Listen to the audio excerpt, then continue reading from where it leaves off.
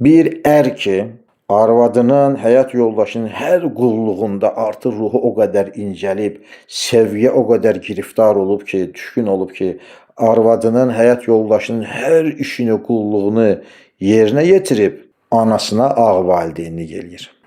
Demək ki, dördüncüsü bir kişinin qadınına düşkün olması, beşincisi isə anasına üsyan etməsidir. Altıncısı, bir adamın dostuna əlindən gəldiyi qədər yaxşılıq eləməsi, yedincisi də atasına əziyyət eləməsidir.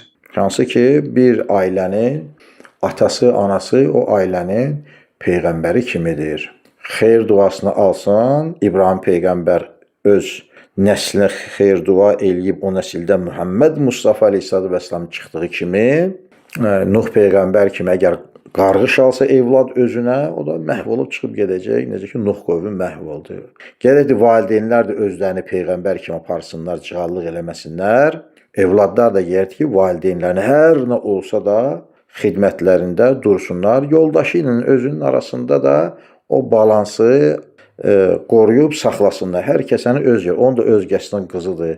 Söz verib Allahın adı, peyğəmbərin şəriətini evə əgər gətirmisənsə, onda incitmək olmaz. Amma ata-ana yeri müstəsnadır, o başqa.